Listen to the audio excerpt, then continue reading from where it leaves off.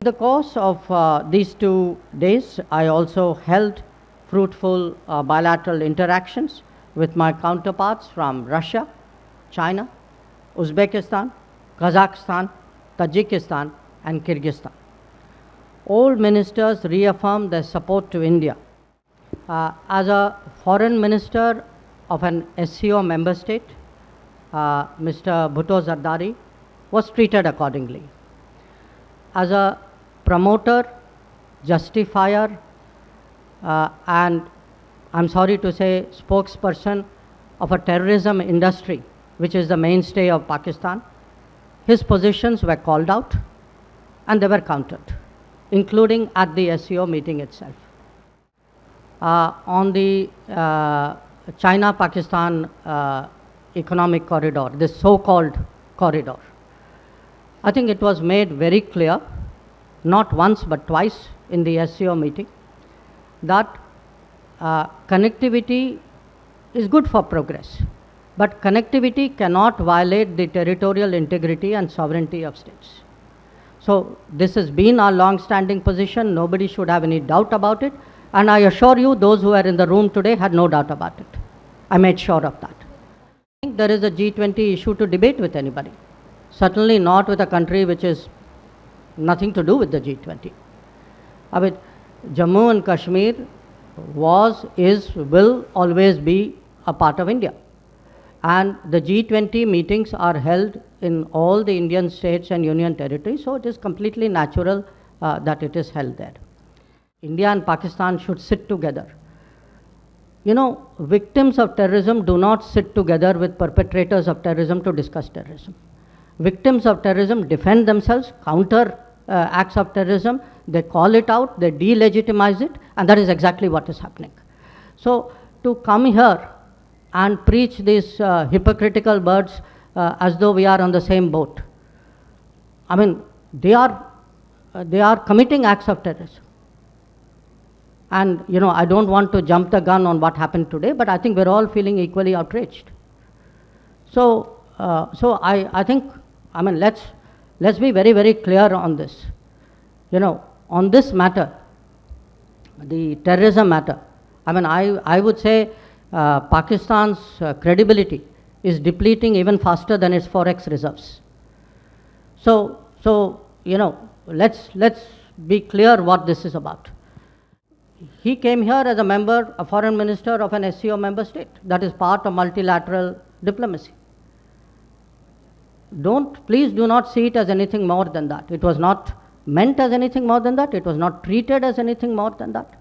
And I think nothing that from what he said or what I heard he said deserves for this to be treated more than that. My understanding of what the Chinese said, I think they used the word stable, if I'm not mistaken.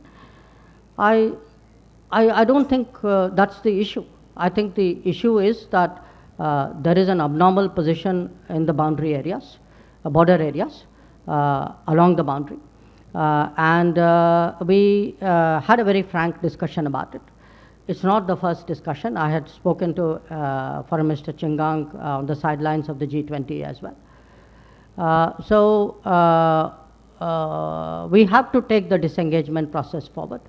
And I have made it very clear, frankly, publicly as well, and you know, what I say within the room is not different from what I say outside, which is that India-China relations are not normal and cannot be normal if the peace and tranquility in the border areas is disturbed. You know, I've been very, very clear about it. I've been very consistent about it. And I have not changed my position at this meeting either. देखिए, I said, उनका कोई G20 से लेना देना नहीं है. I will also say, उनका कोई श्रीनगर से भी लेना देना नहीं है. There is only one issue to discuss on Kashmir, which is when does Pakistan vacate its illegal occupation of Pakistan-occupied Kashmir. That is the only issue up for discussion. On the weaponization, you know, it's a very interesting statement because it unconsciously reveals a mindset. What does weaponizing something mean? It means that the activity is legitimate and somebody is weaponizing it. So you say you are weaponizing trade. You are weaponizing technology.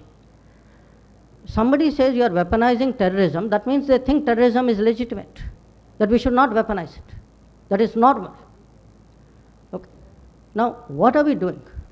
We are countering ourselves, countering terrorism. We are defending ourselves. We are calling it out. We are exposing it. And some of it is what you saw today. So, to me, we are not scoring diplomatic points. We are politically, diplomatically exposing Pakistan before the world. And as a victim of terrorism, I'm completely entitled to do so. I mean, what do you mean we should not weaponize terrorism? That means as a victim, I'm supposed to put up with it. I mean, so you not only commit terrorism, but you say, oh, please do not even speak about it. I mean, come on. So, to me, that sentence, it spoke so much about the mindset of that country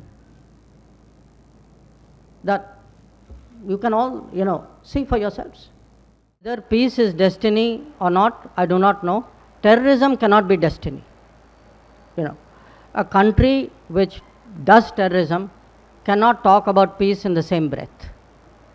तो साथ माने आतंकवाद भी करें और शांति की भी बात करें, ये थोड़ी चलेगा. तो इसीलिए मैंने कहा कि उनकी क्रेडिबिलिटी आप देखिए, वो तो कुछ भी कह सकते